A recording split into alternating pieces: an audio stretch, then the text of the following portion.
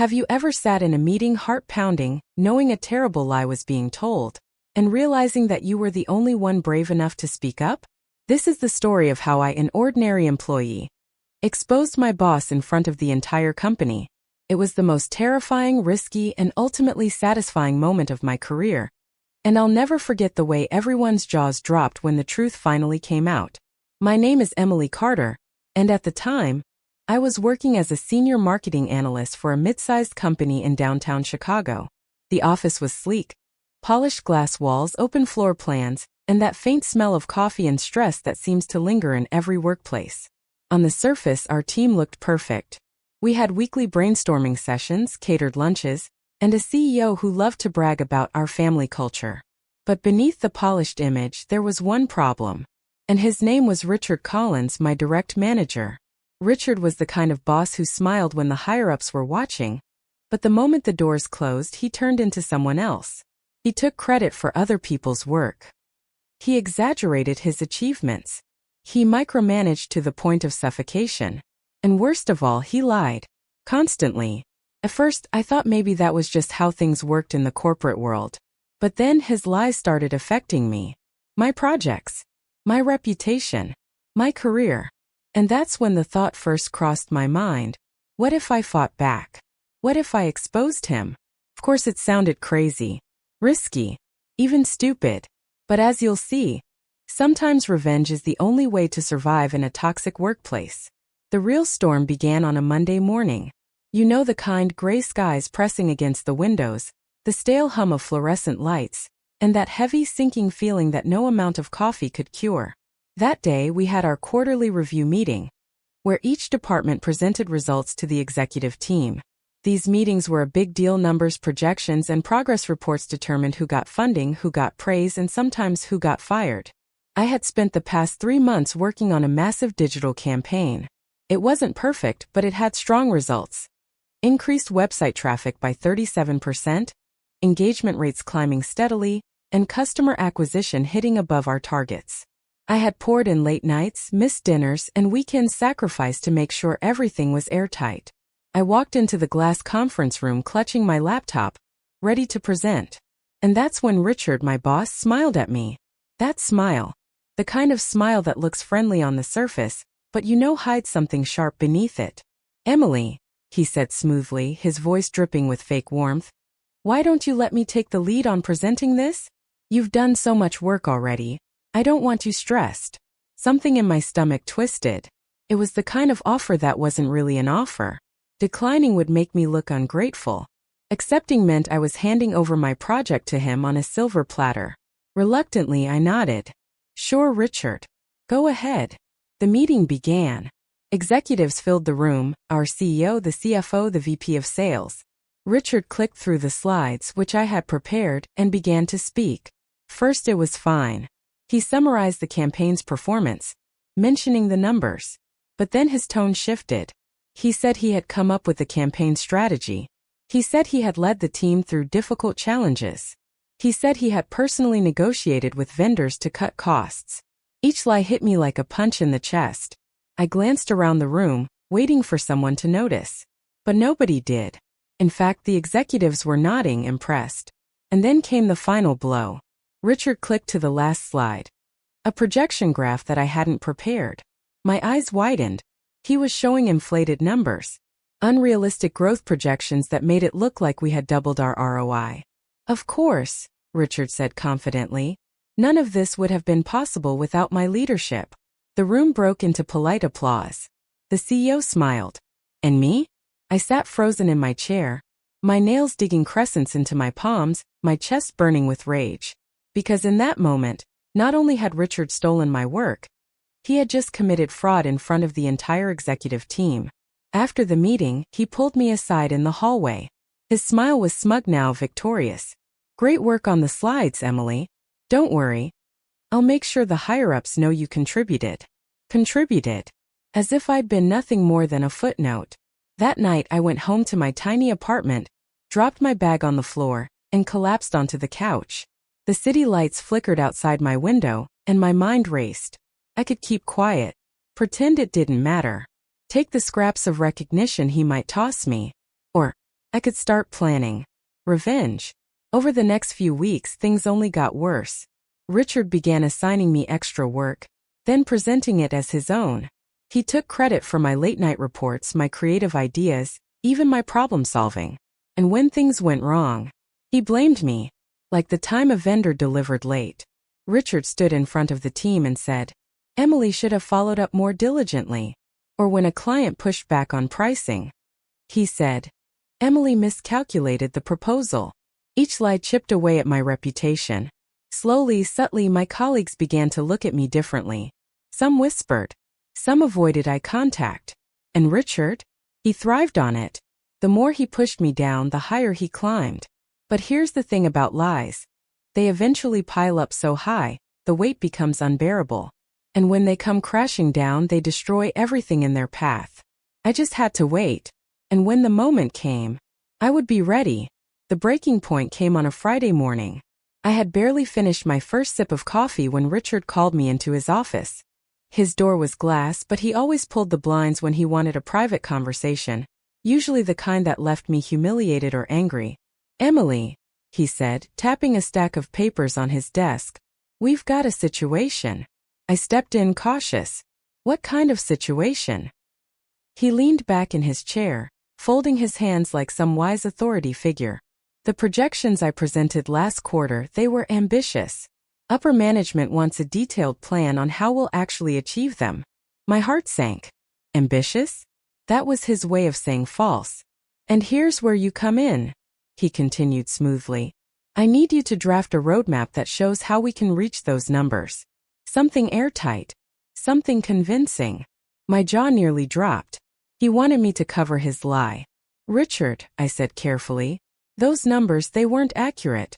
We don't have the budget or resources to reach them." He smiled, but his eyes hardened. "Emily, I'm not asking you to debate the numbers. I'm asking you to do your job." That's when it clicked. Richard wasn't just a liar. He was willing to drag me down with him.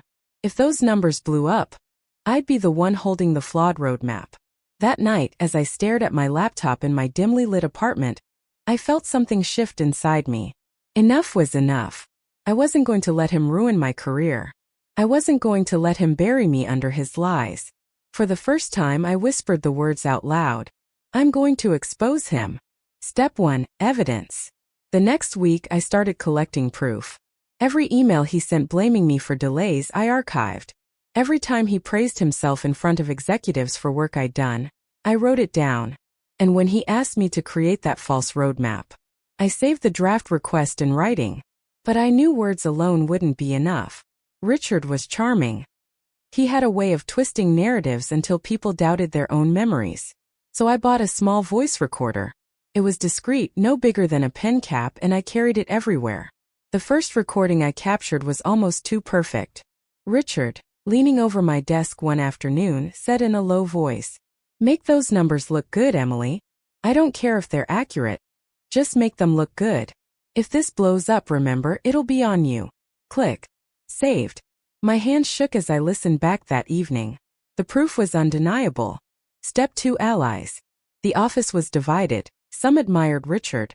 Others despised him but stayed silent. I needed people who'd back me up when the time came. I started with Sarah, a project coordinator who'd been with the company for years. She was sharp, observant, and had once confided to me that Richard had stolen one of her reports. Over lunch, I leaned in and said quietly, "Sarah, if I told you I was gathering proof against Richard, would you believe me?" Her eyes widened, then softened.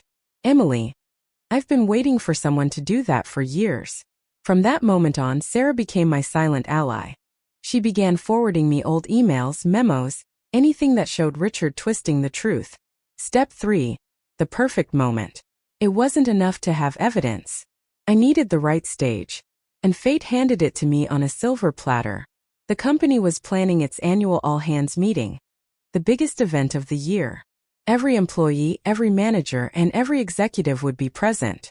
It was a celebration of transparency and teamwork.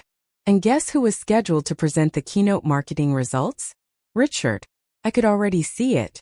He'd stand at the podium spouting more lies, taking more credit. And then, when everyone least expected it, I'd reveal the truth. My pulse quickened at the thought. Terrifying? Yes. Risky? Absolutely. But if I pulled it off, everyone would see him for who he really was. Preparation. The 2 weeks leading up to the meeting were the longest of my life. During the day, I played the obedient employee, nodding when Richard barked orders, pretending not to notice when he strutted around bragging about his numbers. At night, I pieced together a dossier of evidence, emails, timelines, audio clips. I rehearsed what I would say, practicing in front of the mirror until my voice stopped trembling. Some nights, I almost lost my nerve. What if no one believed me? What if Richard turned it around, painted me as bitter or jealous? But then I'd replay his recording. If this blows up, remember, it'll be on you. And my fear hardened back into resolve. Finally, the day arrived. The auditorium buzzed with energy. Rows of employees chatting, executives adjusting their ties, the hum of microphones being tested. Banners hung from the ceiling with cheesy slogans like integrity, innovation, trust. I sat near the front, my heart hammering like a drum. In my bag was a USB drive containing everything. The proof that could end Richard's career in one blow. The lights dimmed. The CEO stepped on stage to thunderous applause. After a few words about company growth, he introduced Richard. And as Richard strode to the podium, his suit pressed, his smile polished, I whispered to myself, "This ends today." The spotlight bathed the stage in a warm glow as Richard stepped up to the podium. He adjusted the microphone, flashed that practiced smile, and launched into his performance. "Good morning, everyone," he began, his voice confident and smooth. "I'm thrilled to share with you the incredible success of our marketing division this past quarter." Slides flashed on the massive screen behind him. Graphs soaring upward, bar charts glowing green. All of them my work, twisted into his narrative. "Under my leadership," Richard continued, "we've seen unprecedented growth. Our digital campaign exceeded expectations, driving traffic and conversions beyond what anyone thought possible." The audience nodded, some even clapped mid-presentation. Executives in the front row leaned forward, clearly impressed. But as I watched, my hands clenched into fists. My chest tightened with anger. Because I knew the truth. And so did my USB drive. Richard clicked to the next slide. A projection showing astronomical numbers for the year ahead. The kind of fantasy that had no grounding in reality. "With continued dedication," he said, "I'm confident we'll double these results next year." The room erupted in applause. And that was my moment. I stood. My chair scraped loudly against the floor, echoing across the auditorium. Heads turned. Richard faltered, his smile twitching for just a second before he forced it back. "Emily," he said, his voice calm but his eyes sharp. "Do you have a question?" Every eye was on me now.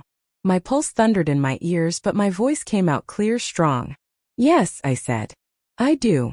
I walked toward the stage, my heels clicking against the polished floor. My bag swung at my side, heavy with evidence. "Richard," I continued, my gaze locked on him, "you've made some bold claims today. But there's one problem. Those claims aren't true." A murmur rippled through the crowd. Richard chuckled lightly, shaking his head as though I were a child throwing a tantrum. "Emily, I think you're mistaken. Let's not disrupt." I cut him off. "No, I'm not mistaken." I reached into my bag and pulled out the USB drive, holding it up for everyone to see. My hand trembled slightly, but my voice grew stronger with each word. For months, Richard has been taking credit for work he didn't do. He inflated numbers, manipulated reports, and when asked to provide a plan, he told me to falsify data to cover his lies. And I have proof. Gasps filled the auditorium. The CEO sat forward, his brow furrowed. Richard's face flushed red. He laughed nervously. "This is ridiculous. She's clearly confused." I stepped onto the stage, plugging the USB into the laptop connected to the projector. The screen flickered. And then, Richard's voice filled the room. "Make those numbers look good, Emily. I don't care if they're accurate. Just make them look good. If this blows up, remember, it'll be on you." The recording echoed, undeniable, damning. Silence followed. Heavy, suffocating. Richard's smile shattered. His eyes darted wildly across the room, searching for an escape. The CEO's voice cut through the stillness. Low. Cold. "Richard, is this true?" Richard stammered.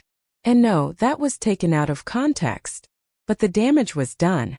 The audience wasn't buying it. Executives exchanged looks, employees whispered furiously, some even glaring openly at him. I turned to the crowd, my heart racing but my voice steady. I've worked too hard, and so have many others here, to let one man's lies define our success. This company deserves better. We deserve better. For a moment, silence hung in the air. And then, to my shock, applause. It started with Sarah, clapping firmly in the second row, then another colleague, and then the whole auditorium erupted, thunderous and overwhelming. Richard stood frozen, pale and trembling, as his empire crumbled around him. The CEO rose, his expression unreadable. Richard, my office. Now. Security stepped forward quietly. Richard tried to protest, his words tumbling over each other, but no one listened. He was escorted out under hundreds of piercing eyes. And me? I stood on stage, the weight of months of fear and frustration finally lifting. I had done it. I had exposed him. When the meeting finally ended, the room was still buzzing with whispers. Some employees glanced at me with wide eyes, others came up quietly and patted my shoulder, murmuring words like brave and finally. I returned to my desk, and for the first time in months I didn't feel invisible. I didn't feel small. I felt free. Later that afternoon, Sarah stopped by. She leaned against my cubicle wall, a smile tugging at her lips. You know, she said, I think you just did what all of us wished we had the courage to do. Her words hit me harder than the applause. Because it wasn't just about me. It was about every person who'd ever been silenced, overlooked, or buried under someone else's lies. A week later, the news broke. Richard was terminated. Officially, the statement said he had resigned to pursue other opportunities. But everyone knew the truth. As for me, the CEO called me into his office. I expected reprimands, maybe even suspicion. Instead, he thanked me. He told me the company needed people with integrity. And then he promoted me to lead my own project team. It wasn't about the title. It wasn't even about the recognition. It was about justice. About proving that even in the cutthroat world of corporate life, sometimes the truth really does win. That night, I walked home under the glow of Chicago streetlights. The city felt different, lighter, brighter, alive. I thought back to the girl who had once stayed quiet in meetings, who let her boss take credit, who swallowed her anger. That girl was gone. In her place was someone stronger. Someone who had learned the hardest, most important lesson of all. Revenge doesn't always mean destruction. Sometimes it simply means standing up for yourself and letting the truth do the rest. And now I want to ask you, have you ever worked under a toxic boss? Did you ever wish you could stand up and expose them the way I did? Share your story in the comments below. I'll be reading every single one. And remember, never let someone else's lies define your worth.